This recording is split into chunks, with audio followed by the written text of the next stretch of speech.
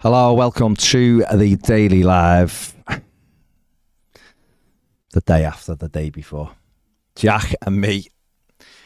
We'll touch on the Villa game, but obviously we'll be doing the final word, so we'll be looking at it more in depthly at that. But just a quick summarising of how you feel after yesterday, Jack, because it was a bit rubbish, wasn't it? It's worrying, to be honest. Yeah.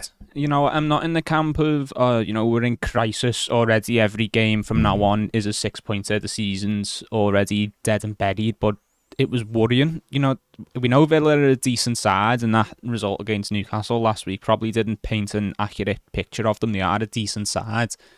But to lose in the manner we did was worrying, especially the attitude from the players. And I don't mean attitude in terms of not caring as such, but how these players cope with pressure and having their backs against the wall. If their backs are against the wall, they don't bounce off it and come right back. They fall through the wall.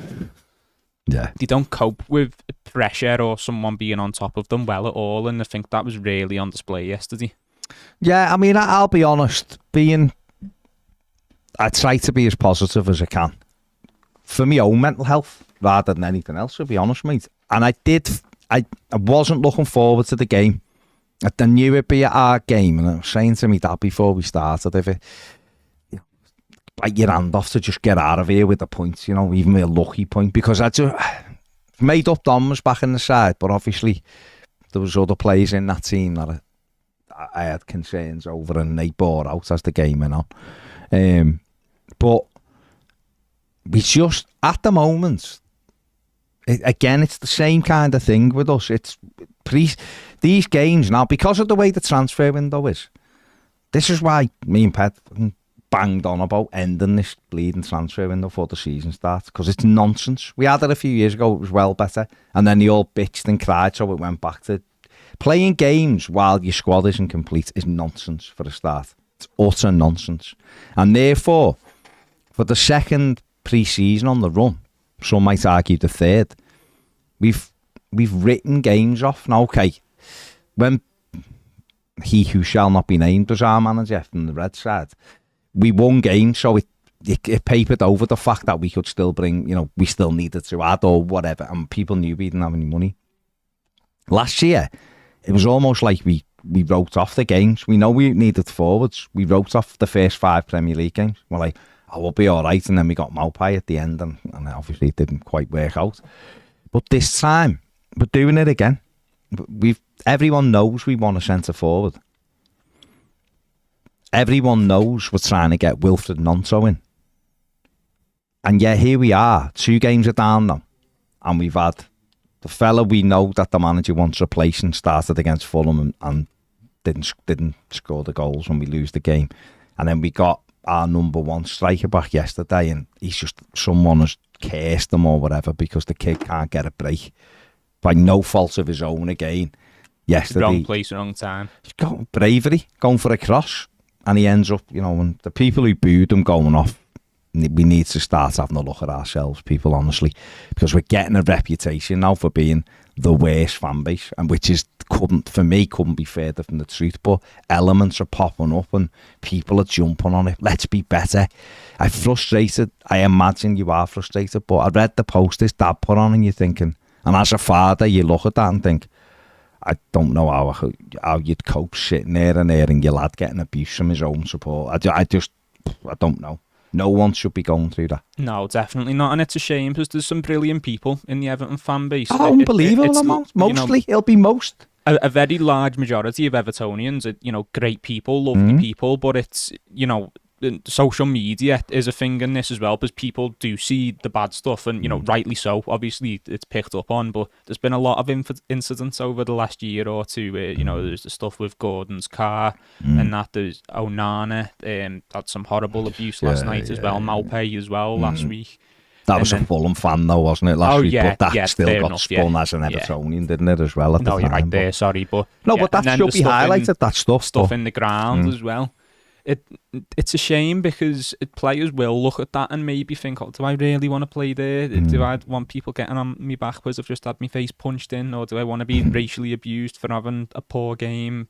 and it's a minority, but it doesn't matter because it gets noticed. People are rightly frustrated. I get that. Oh, absolutely. We're all, but no one will be more bitterly disappointed than the lad. He tried to carry it. I'll be honest, when he got up and you could see his face, I expect him to go straight off because you thought, that doesn't look... He had a big lump immediately. You're thinking, you know, it looks like a boxing... He'd been in a boxing match, didn't he? And you think he'll go off. The fact he tried to carry on with his face in a mess like it was. You seen him at the end, he looked like he'd been in a flick. And the kids having to post pictures of him in the hospital or something, his Everton kit, apologising that he couldn't play longer than that. To me, honestly, that's something we used to laud our centre forwards for. That's something that bravery used to be like the picture of him yesterday reminded me of that picture of Bob Latchford where he's snarling, and yet we're like having a go at him for that.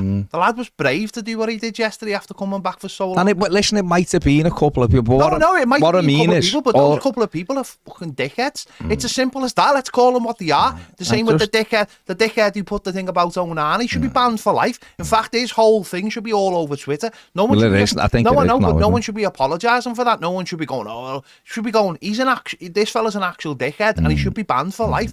And the problem is, there's too many people out there in social media land and in the real world who are very happy to protect these people. Oh, that's my mate, he wouldn't say anything to anyone. No, he's a knobhead, mate, he should be banned for life. And the people who've booed Dominic Calvert-Lewin should have a good hard look at themselves. It's a culture that needs to be eradicated from everywhere. People get frustrated, I appreciate that. But like, the lad hasn't gone off because he's got a little bang. The lad went off because he had blurred vision. Like, how can you play with blurred vision and anyone turn around and go, well, just play on then? Well, how? How can you play with blurred vision? The thing is, if he'd have stayed poleaxed and they'd have stretched him off because it was a suspected concussion, he'd have probably got clapped off. Yeah, it's because the lad tried to carry on.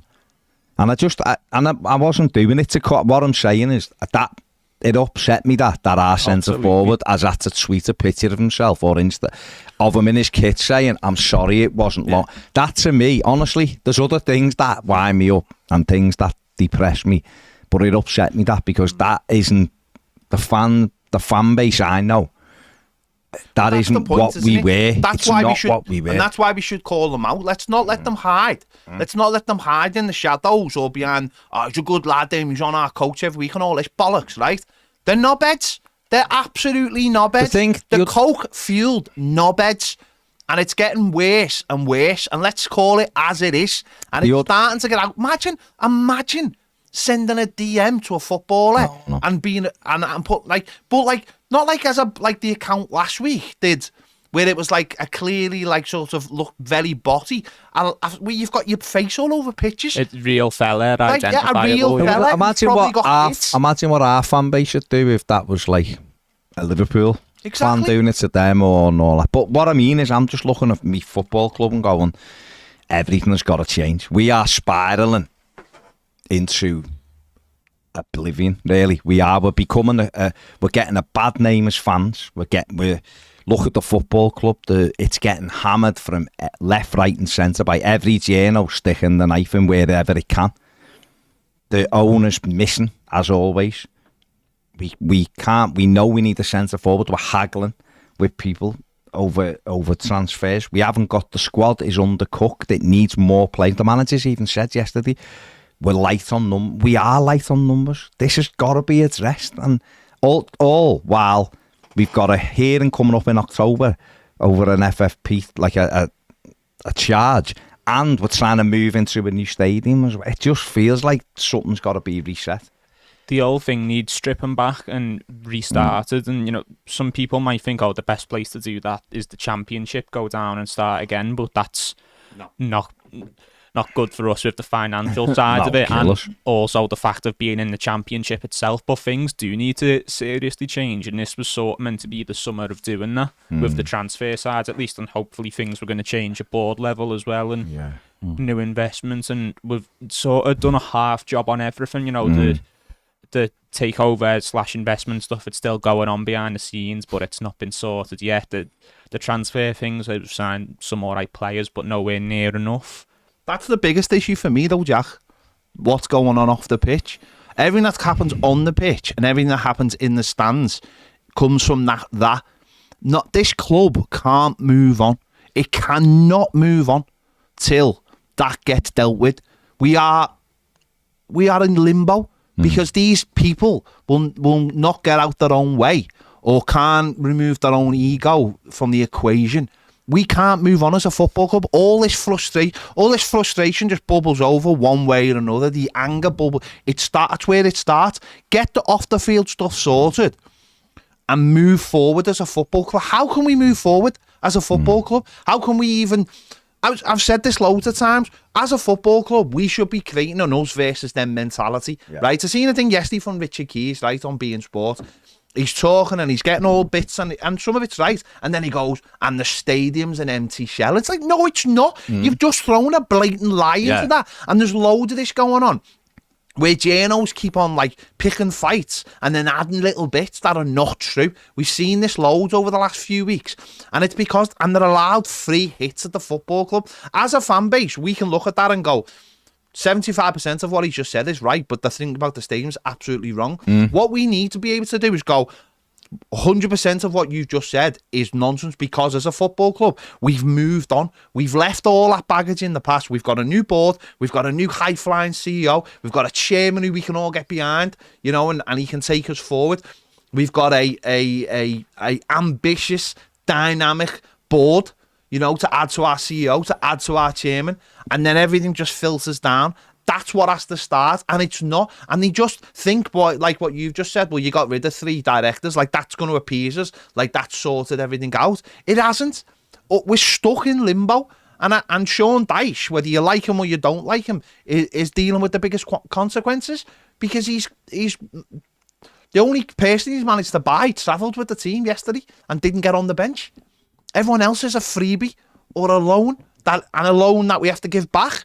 Like, that has to get sorted before we can go anywhere as a football club. And all this anger comes from that one way or another. It's fostering now. It's just sitting there. It is. It has to go somewhere. So where does it go? It goes at the players on the football pitch, because they're the realisation of everything our football club is. Those players on the pitch. And I did my after match stuff yesterday, and I couldn't be arsed getting angry with them, because I'm just like, they're not good players. But I know they're not good players, so what is the point in getting angry with those players who are not very good? We already know that. We already know that they're not very good, so what's the point in getting upset with them? You can get upset with individual moments, of course you can, but they're not very good players, and that's what we've created. You're absolutely spot on with the concept of, you know, the anger that's being caused from the top, and it's coming down. It's causing anger in the stands and in the fan base, but you know, at the same time, it's as angry as people might be with this team, some of it is going too far. It's gone too far. And, you know, we're all angry and we're all fed up, but it's like you said at the very start about your own mental health, and then this transpires to the other mental health of the people around you, the people you're abusing. At what point do you just need to sit back and go, look, I hate this, but why am I abusing people because of it? Like, we can't make a flag for Delhi and then abuse Dominic Calvert-Lewin. It's not 2 different things. It's not. We had Michael Brandt. If you haven't watched the Michael Brandt interview, but they're not the same people, though, are they? No. The problem, they're absolutely not the same people. No, but I'm just saying that's the thing. That going footballers do care. Don't care what anyone says. Michael Keane doesn't go out to have a bad game. Neil Maupay doesn't go out to miss open goals. You know, other players don't go out. Ashley Young yesterday's been great so far. Didn't have a good game. Didn't go out to have a poor game yesterday. Jordan Pickford doesn't go out to have bad games. The human beings, do I like it when they have bad games? No, I don't. It winds me up. Of course it does. But it doesn't wind me up enough to send abusive messages or to stand there and boo one of my own players when he's seriously injured, and you can tell he's seriously injured. And we have to just get better. But you're right. The club is in flux in so many places that it needs to sort it out, and I don't know how we do it, to be honest, because what we were hoping was the results on the pitch would settle it until the other bits got there. Everton now needs to be proactive. They need to be proactive. They need to go out. If it's Che Adams and that's who they've identified as the striker, go and get it done. Don't be haggling over £1 million. Go and get it done. If it's £1 million that Southampton want more, get him in. Get him in right now. Willie Nonso, if he's the fella you really want, and there's a 2 million difference, find it. sell Gray or whatever, find that money to get that deal done. Because while you're sitting around going, well, it'll go late on this one, they'll come back near the end, the lads doing, we've created, or there's a situation now being created at Leeds where the lad's refusing to play.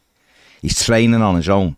The fans are singing songs about him to get out of our club and everything else. The manager at their club, they're not winning games because he's got 3 lads who don't want to play for the football, and you've got uneducated owners refusing to do the thing that's right to help the manager.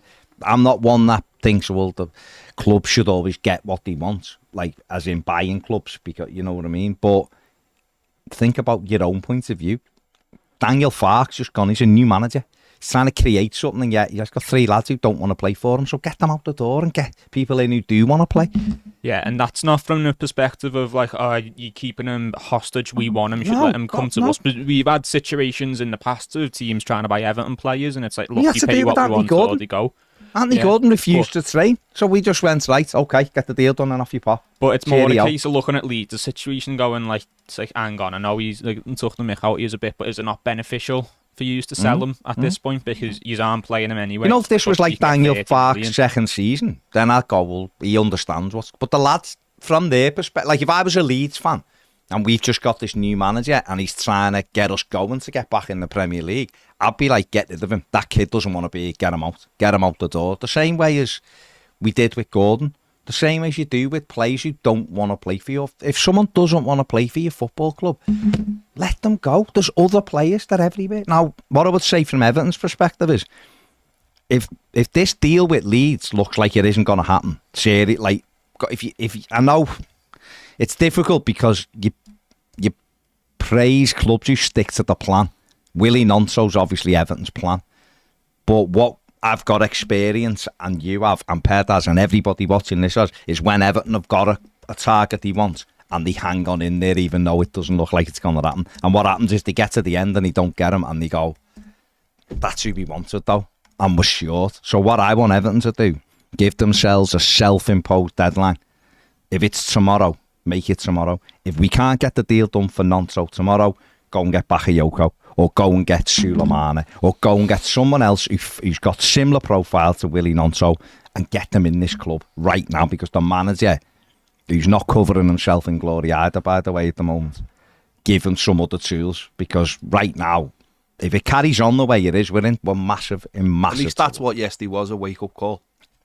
It's, you know what, I was thought about this last night. I was talking to Steve Kelly about it last night, and we were going through stuff. Everton have got a team of... I think Everton have got an alright team. But, sorry, no, hang on, rephrase that, because that isn't what I wanted to say. Everton, if you look at the players... on paper. Aren't bad, right? What they aren't is a football team. Yesterday proved that. Now, whether that's the manager, whether it's the players, and I think it's what I think is the attitude of the players. Tarkowski said it after the game. I mean, one bit was bananas to me, what he said, but the other bit was, it's not that they're not running around, but they've got there's not enough. I want to get you. If you make a mistake, I want to get you out of trouble and help you out. There's no togetherness there. There's no aggression. There's no cohesion. There's no aggression. No aggression. No cohesion. But when you hear your captain come out after the game and go, well, it's all right, they got beat 5-1. Yeah, that was nonsense. That's pathetic. Yeah, that's our captain. Yeah. Like, what are the stands of the football club if that's your captain? That was a terrible thing to say. Like, he should have been saying, we're going to get destroyed all week because of that. That's horrendous. I apologise to the fans. Having a little laugh about even Dyche's comments were better to the other press than his Everton TV one. His Everton TV, he did say we were miles off it. Great, well, we could all see that, and all the 3,000 Evertonians who made the bleeding trip could see that, mate, after 5 minutes. Within 30 seconds when we give a corner away. It's that kind of thing. There was spells where they looked all right, but in the minute, like you said before, Jack, the minute they go like this, back to the walls, you know they're going to cave in. Yeah, and with those Tarkowski comments, I understand trying to, put a positive spin on things, but there's a time and a place for that, and these was immediate comments after we've just been battered. Yeah. And all that said to me really was like, what, so Newcastle smashed these and these smashed us, so you're saying that Newcastle had put 10 past us? Is that what he meant? It wasn't the right time for He it. could have, you'd say that later in the week, he could have gone, look, last week was a disgrace, but Villa showed, he could have gone like, Villa showed they got their mentality, like, and we need to turn it around like Villa did. Or something like that. But I still would, I'd have never have used that, me. I'd have never have gone, well, because he literally said, the positive for me was they lost 5-1 last week and they've won 4-0 this week. As an Everton captain, I wanted to hear, and people might go, well, it doesn't matter. But I wanted to hear, see that. And he did say this, which was why that comment was berserk. Because he was like, no, we just collapsed and we thought, I'd have been saying that was a disgrace that today. We've all had an awful afternoon and we apologise to the 3,000 Everton fans. And we want to make up for it next week against Wolves. You won't see the same performance. Something like that.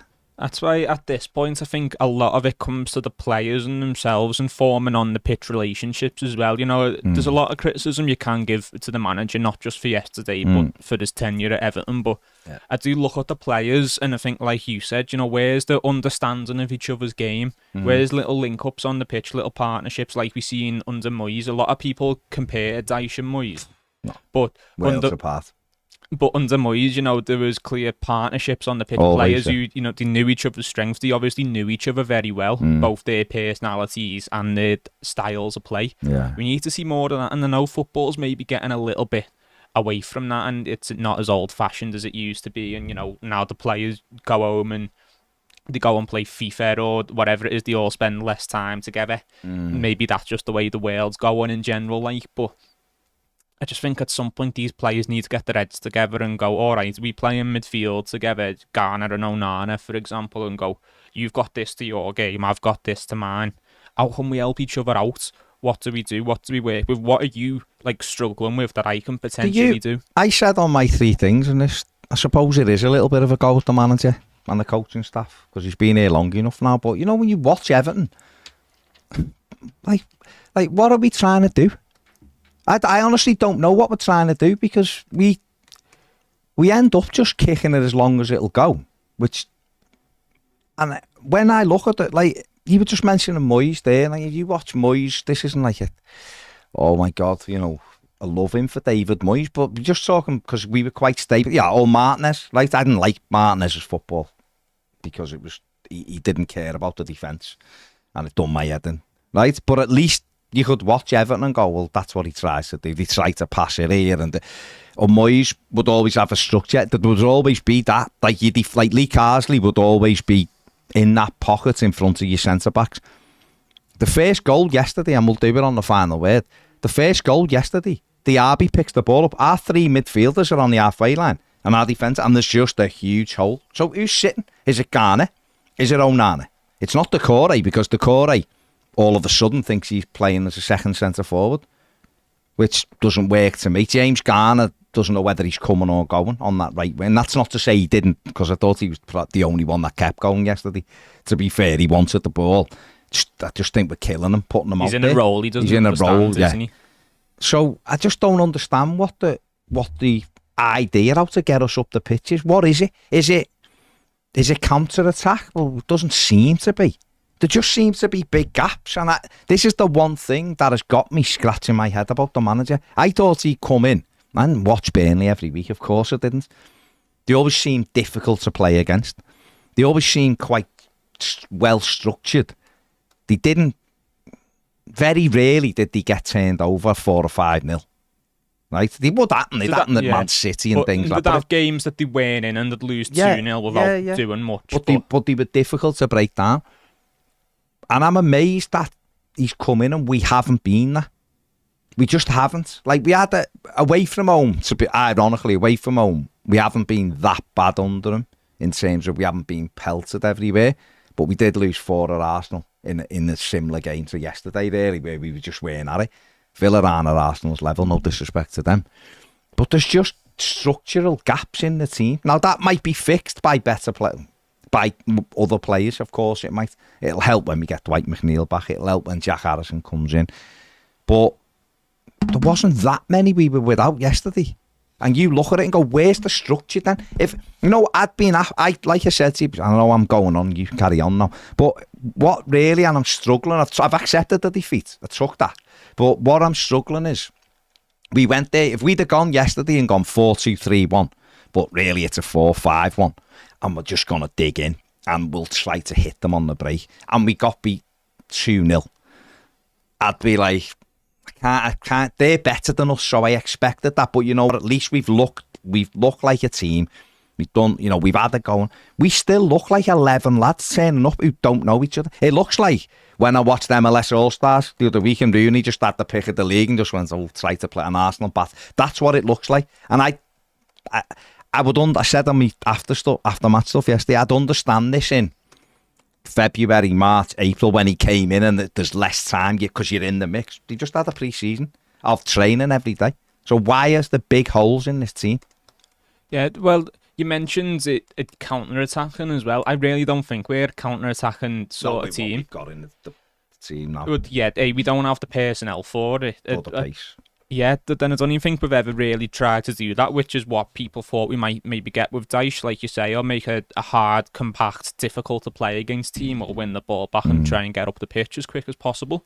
I do think Dyche has been a bit more adventurous with this Everton side than he was with Burnley. You know, people mention Dyche football boring to watch. It hasn't always necessarily been boring. We've committed men forward at times and we've attacked, but I do think what he wants to do is sort of a hybrid between counter-attacking and just an aggressive style of play as well, because we seem to want to win the ball back in the middle of the pitch and then go up, and maybe that's why there's so many bodies in the middle, and that's why we seem to play quite narrow as well. But that's not really a passage of play, is it? It's an idea, and it's something you can incorporate into a wider system, but it's not a system in itself. We just don't commit men. Like, you look at how high Luca Dean was yesterday. He was... I have absolutely, right, absolutely no idea what we're trying to do. Yeah, I have that's what I mean. The manager is... I have no idea what he's trying to do. I genuinely don't have any idea what he's trying to do. Like, he doesn't impress me one bit. Like, and I don't mean that in a horrible way. I just mean that he doesn't impress me. I don't understand what he's trying to create. I honestly don't. I don't know what we are. I don't know how we're supposed to play. Why are we so narrow? Yet trying to be expansive. Yet trying to... What are we trying to do? I just... Like, Patterson got took to the cleaners again yesterday by... But he's on his own, mate. By playing. But why though? Why is he getting... Why is that... Why are they allowing... If you look at the still... No, but why are they allowed... No, why is he allowed... No, if you look at the still when Diaby picks the ball up, like Diaby's on the edge of that. He's one of their... Like, they play 4-2-3-1. He's one of their attackers. Everton, when they receive the ball, our back four are spread across the 18-yard box. That's it. That's it. Like, Luca Dean is like this, and he's in. Honest to God, the space he's in. Exactly. And James Garner's nowhere to be seen. And what makes you laugh is they're selling Luca Dean. Yeah, they don't even want him. They're selling him to Nice. Yeah, they don't even want him. He'd waltz into our team. He waltz. And... Waltz. He'd triple axel into... He'd moonwalk. Hang on, triple axel's quite a difficult manoeuvre to pull off. Because there's so much space. He did gracefully. Like, I don't know what we're trying... The midfield is abysmal. Like, the amount of touch... Like, you know, like, what... Whether you agree or not, Iwobi's our most creative player. You know, right? 14 touches yesterday. No. Dominic Calvert-Lewin, 9 touches. That's not a criticism of them. That's a criticism of the way we play. Like, how is our most creative player only getting 14 touches in a game? Why isn't every pass going through? Like, it doesn't make any sense. I just mean, like, when we're on the ball, right? There's no, like, quickness of play. This isn't all on the manager, by the way. I'm just saying I don't know what his ideas are, but these players take responsibility. You're obviously all good footballers because you prove it at different times. Why aren't you doing that? But isn't that a major key though to it? Is what is this like? I'm not a massive I don't sit there like probably like you two do, combing over like the stats and looking at all kinds of different ways. I know what football is, and I know when I watch teams who have an understanding of what they're trying to do. I watch Everton, and for the life of me, I don't have any idea what we're trying to do. I wouldn't be bothered, right, if we played if we were like 4-5-1, right? But the two wide men were runners, yeah? And so what we did, we got it, and we hit diagonals over the top for them to run after. It wouldn't bother me as long as we're competitive behind. Because like you said before, I'm not sitting here going, I've been bored out my mind watching Everton under Sean Dyche, because I haven't. The reality is, because to me, when I just think back of Everton over the last few years, Carlo, what a manager. Our football was dire, but it got results, right? Benitez, awful football. Didn't get results. Didn't get results, yeah. Lampard, brilliant football against Brentford in the Cup, first game. And then it was awful football. And Dyche, it's not, you know what I mean? So it's not like I'm going, we should be playing like Man City, because we haven't done it for years. The best football we've played, Silva had a little spell where we played, it looked like he cracked the code. We were pressing from the front. Pressing from the front, we were beating teams, and then his number 2 left. He brought in Morty, and it all went west because then he changed it. And before that was probably Christmas till the end of Koeman's first season, when we were battering everyone, but there was a specific way we were playing. We did have Romelu Lukaku who put the ball in the net, so it made a difference. And then before that, you'd have to go back to Martinez's first season. So I'm picking 3 seasons in 10 where I can say we looked like a good football side. Other times we've been hit and miss. Some games that doesn't mean under Carlo there wasn't games we played really well, because there was. And under Rafa there wasn't, and under Lampard, less so under Lampard, but then you think Crystal Palace, them kind of games. But those 3 seasons out of 10, 11, whatever it is now, are ones when I can pick. Before then, Moyes, I always knew what we were trying to do. Things held Moyes back was money. Stop Moyes being able to progress. But I'll tell you what, we were mostly always competitive. I'll be honest, I didn't sit there and go, this football under Moyes is awful. I just don't know what we're trying to do. Never mind whether it's good or whether it's bad. That's what we're trying to do. You can look at That's my Martinez and point. say, you can see exactly what he's trying to do. Yeah, he just didn't have the players and he didn't have the execution. I have no idea what this manager's trying to do. I've had no idea what the last 3 have tried to do, don't we? Go on, Jack. Yeah, sorry, well, mate. no, I was going to agree with you, Peds, is people resonate with that sort of football, Martinez style of football, what Man City play, what Barcelona played in their prime, because they can see the style there and you can see what that team's trying to do, and it's probably the easiest to notice when teams play that football and play it well. At the moment, we don't have either of that. We don't have the football, and look, I don't mind what style of football we play as long as the results. Yeah, of course, results are the most important, aren't they? But with the style of football we're playing, it's impossible to notice any sort of plan, systems, like style of play, something we want to do on the pitch. Yeah. He might look though and go, and Sean Dyche might sit here and go, well, we want to get Jack Harrison in, and we need Dwight McNeil back, and we want to get Willie Nonto in, and then we'll have genuine wide play. Because don't forget, Alex Iwobi, Ped just said it before, the most creative player, and stats prove that. Whether our eyes tell us he's having a good game, bad game, he does tend to create chances. So therefore, not even just assists, he does create a lot of chances. But I would put him, I'd suggest his best area is in the middle of the pitch. Yeah? So therefore, because we need that dynamism, it's okay going where you have wingers who cut in and they link up. We don't play like that. We want dynamism in wide areas, and we want crosses into the box. We want balls into the box. And maybe that's what Nonto and Harrison and McNeil can, and Danjuma. I thought Danjuma done all right when he come on yesterday. Still can see he's a bit rusty in some of his decisions, but hopefully that'll come. And you could be dynamic then in those wide areas, and then you'd have to have a target in the middle.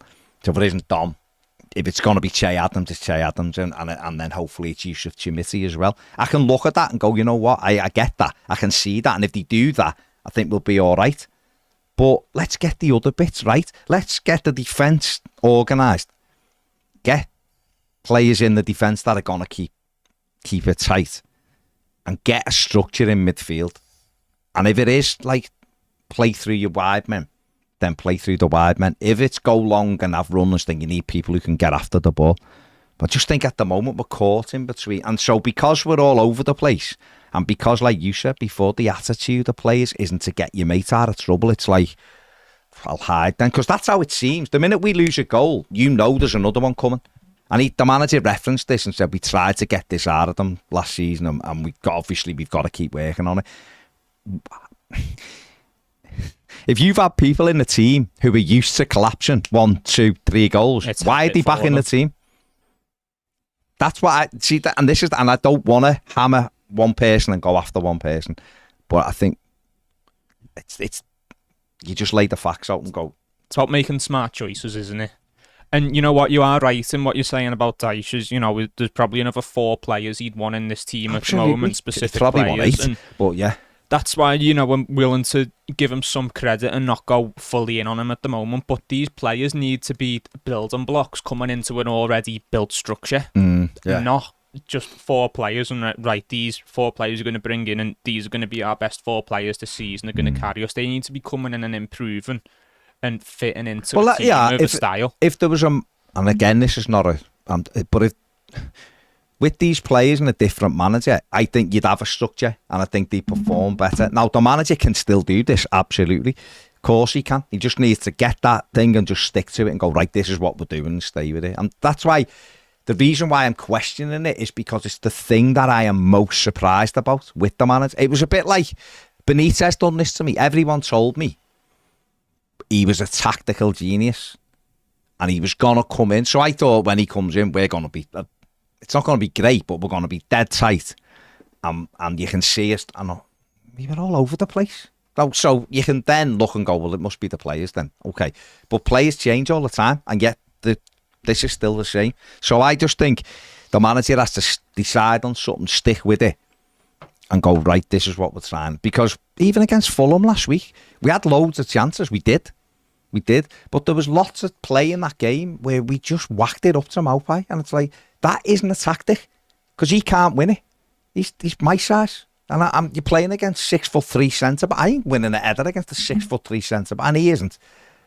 You know what I mean? So there has to be. I just feel like I just need to see that, and I need to see some other decisions from the manager, which makes me go, yeah, actually, he's right on board. Because I don't understand how someone's third choice at the end of the season, and just because you have a summer holiday, he's first choice. That's the worst decision out of all. And that's the thing and you see a lot of people are going, how is this happening? If he'd have been Branthwaite in and Tom Cannon up front, because he's gone, I've made my mind up on those two and they're not the direction we want to go in, I'd be going, you know what, Branthwaite's learning the game, and yeah, he was at fault for a couple of goals, but hopefully he'll learn from that.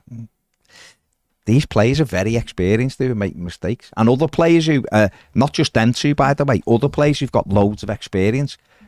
What was Ashley Young doing with the throwing? Yeah, for a player of his experience and, a veteran, and one of the things we all said about him was like, okay, he's smart, he's intelligent, he's been around, he's got that winning mentality. He looked like an amateur at times yesterday, and that throw was just the icing on the cake, weren't it? It was shocking, that. And, anyone can have a nightmare game. Oh, absolutely. I'm not and let's saying hope this is let's hope this is the darkest days. Che Adams, obviously Everton are chasing him. What are your thoughts on that? We're at the point now where we need a striker. Scored again. He's got 3 and 3 in a championship. Yeah, it was a bit of tapping where it didn't have the greatest game before that. Right place at the right time. He's still found the back of the net, isn't he? Yeah. I think he's an improvement on Maupay. I don't think he is by a massive stretch. Does fit the team a little bit better as well, which is the main thing. But I just think he's a sign, and it's clear he's coming in to be understudy to Calvert-Lewin. He's going to play when Calvert-Lewin's not fit. I'm banking on Calvert-Lewin being available the majority of the time. But like Peds just said, he probably will have to play most weeks, and I don't mean that to criticise Dominic Calvert-Lewin. Well, he's going to be out for it. You'd expect him to be missing for it. I wouldn't. No, if there's any kind of... I wouldn't expect him to be out for any time. If there is a criticism, I think Dom should be back after the international break, straight to first game. No, that's what I mean. He's not going to play Saturday, is he? In fact, Sheffield United... He's not going to play Saturday, is he? He'll play against Sheffield United. I don't think it's... if it's just bruising and there's no... Broken. Is it cheekbone. The orbit? Is it broken? Broken cheekbone. Throw a mask on. The mask. Man in the mask. Yeah. But then, regardless, there is the fact that he probably will get injured again, and in terms of his muscles or anything like that, is recurring. He seems to think he's at the fittest he's been for 2 years, so... Yeah, and then, that's nice, and I'd love him to be that, but you've just got to look at, what we know. It's like what we were just saying. You've got to have the backup anyway, haven't you? Yeah. And what about when he's not playing well? Doesn't mean he has to start anyway, does it? I would like us to sign a striker who can come in and comfortably come in, and even if Calvert-Lewin is fit, the lads have bought has a shout to be in the team anyway. I know we're running out of time. I know maybe the money's not there to get that sort of player, and that type of signing will probably be a risk because it'll have to be someone from Europe at this point as well, probably a bit unproven. But I just think, to me, we've done the whole thing of signing an average, below average Premier League striker with Maupay last year. I get the different players, but I'd just like us to head in a new direction. It just feels like a little bit more of the same, this signing. And if he comes in, I'll absolutely back him. I won't be wanting him to play poorly so I can tell you so, or anything like that. But we want mate, I wanted Maupay to come on and score a couple of goals yesterday. It's not I wanted Michael Keane to be brilliant. No one wants an Everton player to go out and not perform. It's just some clubs, it doesn't happen. Very good at it. And people do. Clubs make changes all the time. And the best managers do it ruthlessly, don't they? They do it ruthlessly. You look and go, well, they're selling him. It just happens, doesn't it? I think Laporte's brilliant. City just sold him to Saudi Arabia. Off you go, mate. We've got better players now. We don't need them. So that's what it's not a thing. Some players suit different clubs. Some players suit a different manager. Doesn't mean they're not good footballers, but so we have to make the changes for me, and hopefully we can get, if it is Adams and that's what he wants, then go and get it done then. If that's what you're banking on, go and get it done. Yeah. Don't piss about all week going, oh, another 100,000, or just get it done. Get him in so that he's ready for Saturday. If we're at the point now where Adams the only one on our radar, he's the only one we can likely bring in, probably don't have the time or the funds to get our other targets, do it, get it sorted now and get him in for the weekends. Yeah, absolutely. Simon says surely Deitch has got to be worried about his job after the performance yesterday. He's had a full pre-season with this group and they clearly don't know how to defend. I mean, what about Damari Gray? Well, there's been news this morning about him potentially going to Saudi Arabia. We seen that earlier in the window, didn't we? But it sort of died down. He's obviously off, or the club are of the opinion that he's got no squad number. He's not been involved at all at this point. Is there a shout to say he could have or should have been involved the last couple of weeks, while even though we knew he was going? I don't know. Well, hang on. If you're the manager, your job is to win. No, listen again. I can't go full hypocritical here, right? Because I was saying, well, if the manager's decided he doesn't want him, there's no point having him in the squad, right? But there's also a thing where you have to, where other teams are doing it. Well, Che Adams, Southampton, no, he's going, right? He's either going to Everton, Bournemouth, Crystal Palace. They're the three clubs want him, right? Russell Martin has played him in all three games and he scored goals in all three games. They know he's going, and yet they're still playing him. Right now, I don't know what Damari Gray's attitude is like. I don't know whether he's like to Deitch, listen, I'm going. I've got no interest. But that lad might be. I mean, I haven't seen him, and Deitch hasn't mentioned him, which means after he had the foot, I don't know. But we're still paying the lad, and we're having players on the bench that probably shouldn't really be on the bench. And what I mean by that is with knowing, like, you put Tyler Onyango on with a minute to go yesterday. What was the point? But the game is 4-0. Decore could have been taken off at half time, as far as I was concerned. He was awful yesterday. Onyango could have come on with 25 minutes left and go and run around, mate, go and enjoy it. Maybe hit a couple of these. And yet we're putting, Villa made their changes, didn't he? And obviously they were going to get someone who got his first Premier League goal, because that's what Everton love to do. But why are we bringing people on with a minute left? So if you've got Damari Gray, I just don't know. I mean, unless it's a case of we don't want him to get injured because we want to sell him, then it's like that. But yeah, and the other side of that is maybe someone who disagrees with you might say, well, if we talk about planning and having a system, yeah, that's what I'm saying. It's why I'm not banging the thing saying he should be playing. I'm just saying, if you've got him, other teams are using players they've got no intention to keep. Luca Dean played yesterday. Villa can't wait to get rid of him. They're trying to get Tavares from Arsenal now today because that his move to Forest fell through. So they want Dean out, and yet Luca Dean yesterday. Imagine if and this isn't a criticism of Ashley Young, but Michalenko doesn't do. Imagine if our left back was as high. He's like one of the wingers, Luca Dean, for Villa, because they just shift into a three. The right back, Matty Cash, and if it's the other way, Matty Cash goes, Luca Dean drops in. That's a manager thinking of. Ours don't do that. Well, that's a style of play, isn't it? I Or know, it's a passage of play even. But we don't have a fullback in the squad who's comfortable. Being up the pitch really young is probably the most fit of that, but then he's also the eldest as well. Yeah. And you're thinking, right, he's obviously not going to have the legs to be up and down, flying down all game. He's 39 years old. So if he's the closest to it, and you don't have an attacking left back like Dean, we got rid of Dean at such a weird time as well, because we sold him to bring in Michalenko to suit Benitez's football, and then Benitez was gone a week later. We brought in Lampard, who probably could have done with a style of player like it was a Dean. thingy though, wasn't it? That was a personal thing between him and Benitez. But I mean, the style of player to replace him. Yeah. Yeah, Michalenko's more like a defence, but again, that suited Benitez, didn't it? Luka Dean was very much. We just got rid of our director of football, and I know the power was never with him anyway, but then the only person it could have been with really was Benitez. Yeah. And we allowed him to go, what type of player do you want? 3 days before we sacked him. We sold Luka Dean 3 days before we sacked him. Yeah, it's Michalenko came in, he had one game under Benitez, off against Norwich. No, we played at Norwich, he played at Hull, didn't he? Oh, yeah, so he had the 2 games. But he sacked him, Norwich he sacked him. But Luka Dean was still there, that's what I'm saying. Your point's still very much valid.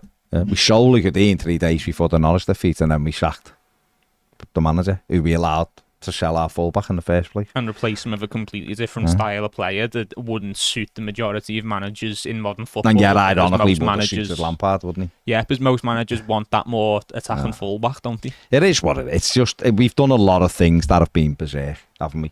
Over the, if you look before, if you look back over the time of that Mashiri's come in, it is almost like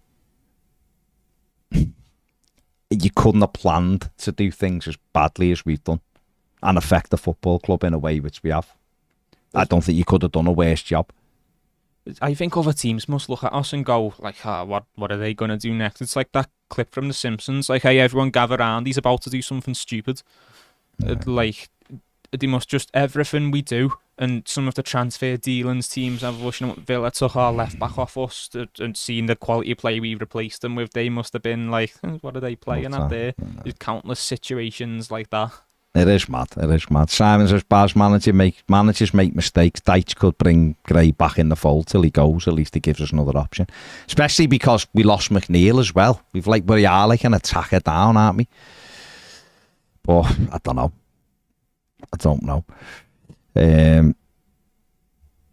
Yeah, it is all a bit mad. Just a couple of these premium member comments before we go. Steve P says, I think yesterday was the realisation of we've got more issues than just a striker. The makeup of the team's completely wrong. Look at the fullbacks. Dean shows what a modern fullback looks like. And the ironic part is they're about to send them on loan to Nice because they're getting someone in who's better. Baz summed it up perfectly when he said our style of play is just passing it down slowly, then back to Pickford, who kicks it long. That's literally the extent of it. And you know what's really mad about that, Steve, is we actually start higher up the pitch with the ball. It goes back to Pickford and he kicks it back to where we've just been stood with the ball. And the cycle just repeats until we lose the ball. And we lose the ball and they're on the attack. It's absolutely bonkers. There's an absence of a player who'll sort of grab the game by the scruff of its neck in that middle Which passage. one of our midfield and I've said before, I think our midfield could be good if we restructured the team slightly, as in that we played slightly different. But which one of those 3 midfielders or 2 midfielders now, because the manager's decided the core is a split striker instead of having him in a flat 3, which one of our midfielders comes and gets the ball and turns on the half turn and goes? No, Onana very occasionally, on very rare occasions. Amadou Onana all the tools and does nothing. He's got all the tools to dominate. 6'5", he's a good tackler, he's good passing range. He should be, the shoulders on him are like this. And he's just not in enough games. He's got to take the game by the scruff of the neck. Garner, that booking yesterday, a nonsense booking, 10 yards from their penalty area, flying into the back of someone. Why? Have a bit of discipline about it. The core, like you said, he should have been taken off at half time. He was totally and utterly ineffective yesterday. You look around the team, James Garner, I thought kept going, but he didn't have a good game. But he wanted the ball. The lad was trying to get on the ball and he tries to move it around. Put him central in. Mix something up. Because he maybe can be that player to an extent. He doesn't have the physical side But of why Onana, don't- but he's comfortable being Why on the don't ball. we play with 1 sitting and 2 8s? Or why don't we play with 2 6s and have the fella in front floating? You can't have the fella just sat off the striker, not getting involved, which is what the Corey's doing at the moment. Why haven't we got like that? Why don't we play a 4-2-3-1? Get the 2 wings up and play them high and go, right, this is what we're going to... Or stretch the pitch then so that it's a 4-5-1, but you've always at least got 2 defending midfielders in front of your 2 centre-backs, and then one of your full-backs can go either, like Villa do, essentially. They have Boubacar Kamara, and they have Douglas Luiz, but they've got John McGinn, who helps out midfield and breaks forward. Where's ours? The Corey's too high for me.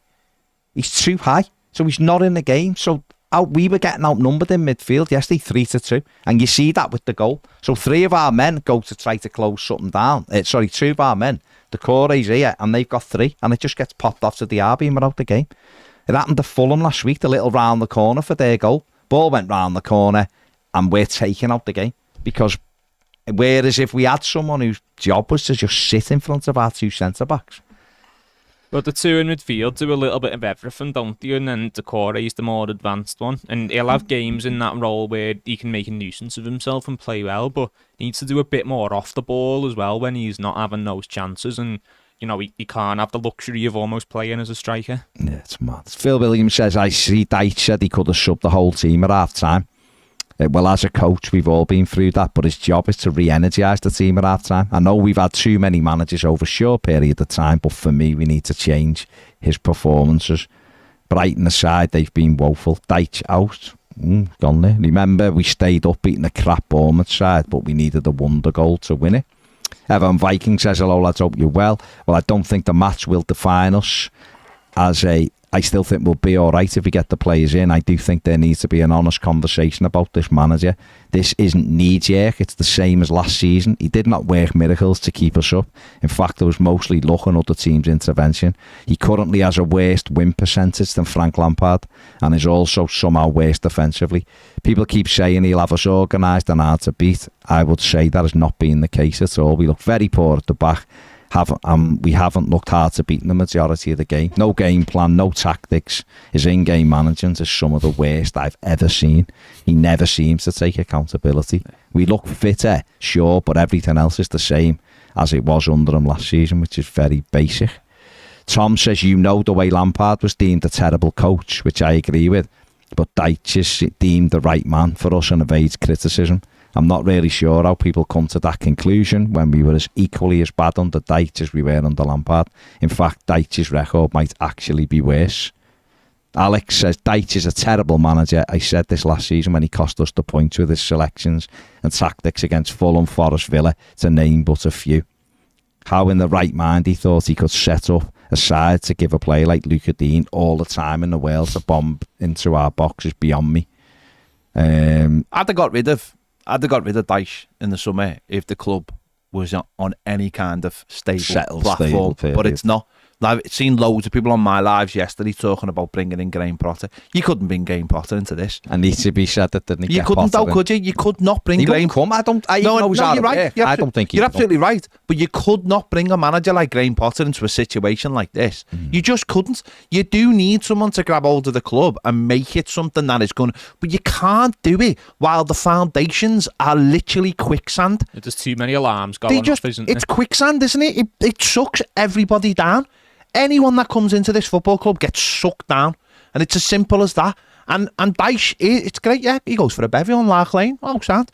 But in for a bevy on Moulton Road on Friday. He was in Vincenzo. Oh, lovely. But the point being is, he is a limited manager, and that's why he's the Everton.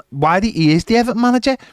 It needs somebody to grab hold of this club at the very top, and then it can start filtering down. But it is quicksand, this club, and it ain't going to change until that changes.